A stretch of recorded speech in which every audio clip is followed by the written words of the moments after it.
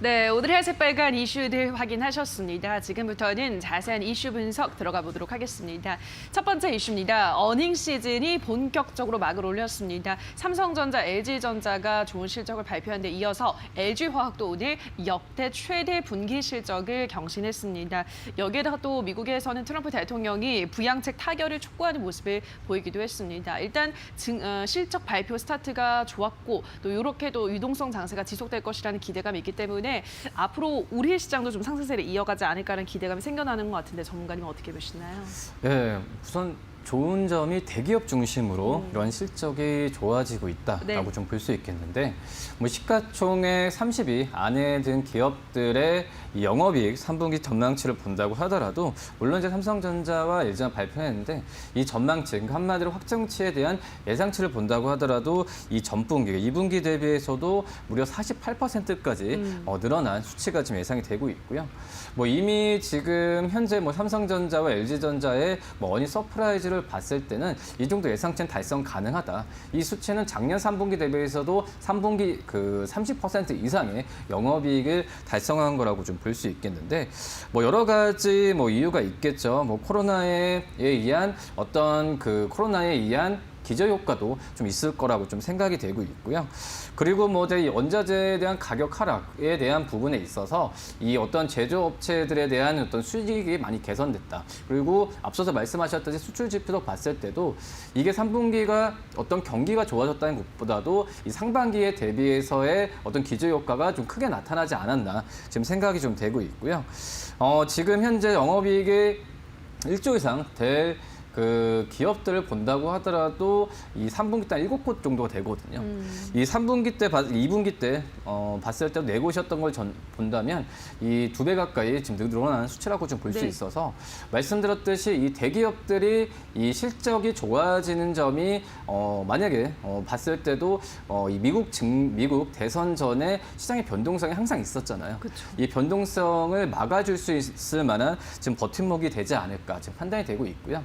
하지만 모든 어떤 좀 업종들이 전체적으로 다 좋다라는 것보다도 특히 이제 IT 그리고 자동차, 반도체 업종을 중심으로 이런 어닝 서프라이즈가 나온다라고 볼 수 있겠고, 다만 이제 뭐 정유나 여러 가지 정유도 그렇지만은 어떤 유가나 여러 가지 봤을 때도 이 3분기 실적이 작년 대비 떨어질 것 같은 그런 업종도 있기 때문에 이 업종별로 좀 선별하는 전략이 좋지 않을까 이렇게 좀 판단이 되고 있습니다.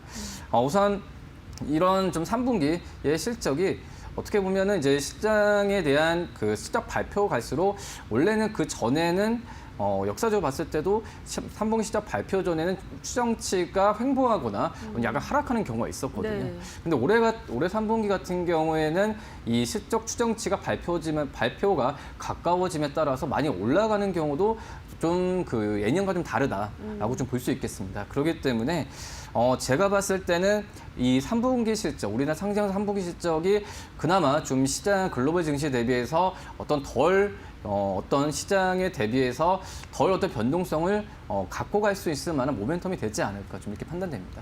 네, 알겠습니다. 일단 미 대선 전에 흔히 있는 그 변동성 장세를 대기업 위주의 좋은 호실적 발표가 어느 정도 막아줄 것이다라고 말씀을 하셨고요.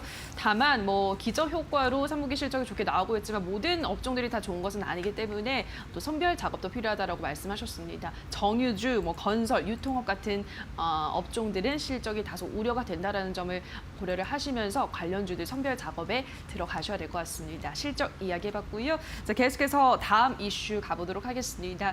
2달 가까이 이어진 사회적 거리두기 2단계가 오늘부터 1단계로 완화되면서 앞서 설명해서 들으셨겠지만 소비주들이 오늘장 굉장히 강한 모습 보여주고 있습니다. 뭐 치킨 관련주, 또 그동안 억눌렸던 화장품주들도 강한 모습을 보여주고 있는데요.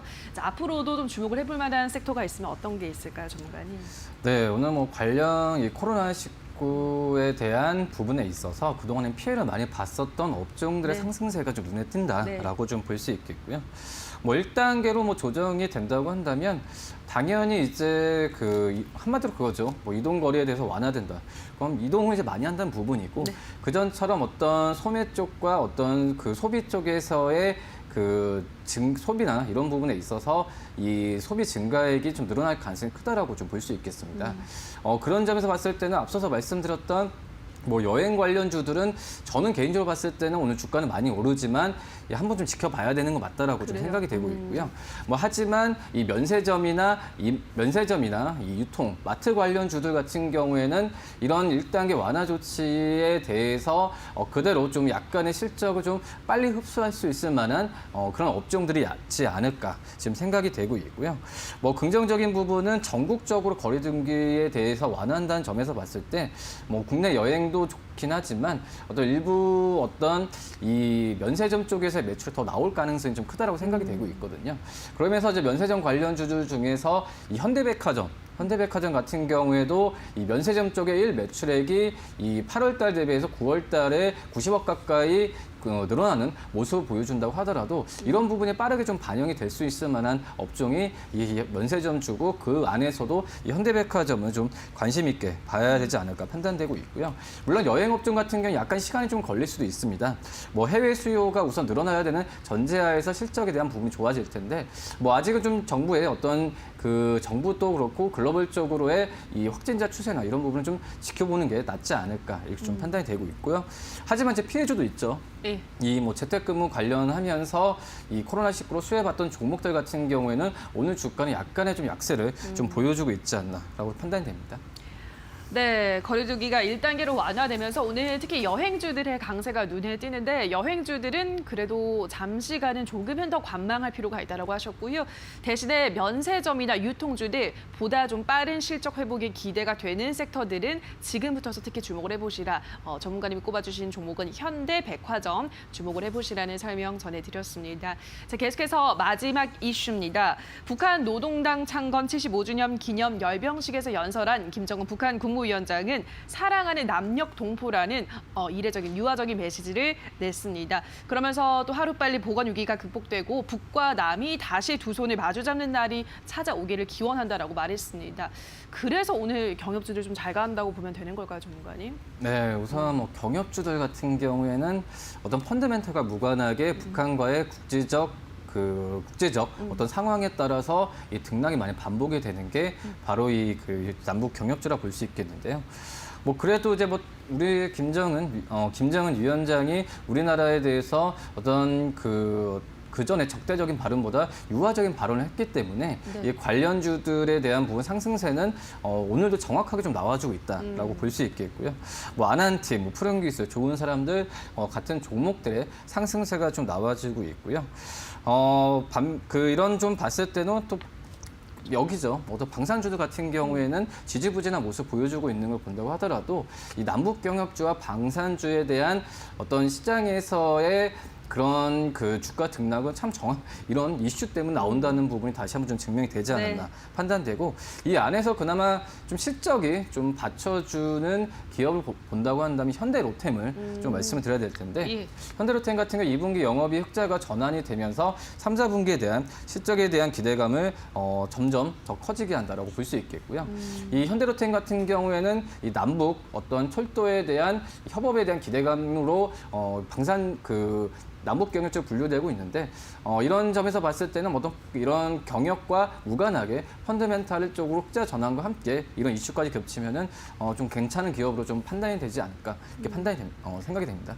네, 워낙에 뭐 경협주, 방산주들은 이러한 남북 관계 메시지에 따라서 등락이 엇갈리기 때문에 그러한 메시지에 휘둘리지 않을 실적이 뒷받침되는 펀더멘털 개선이 되는 종목들을 찾아보셔야 되는데 그중에서 전문가님은 남북 경협주에 포함되어 있는 현대로템을 제시를 해드렸습니다. 이 종목에도 한번 관심을 가져보시기 바랄게요.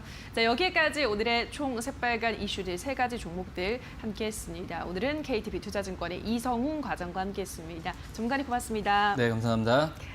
네, 오늘의 새빨간 이슈들 다시 한번 화면으로 체크하고 오시죠.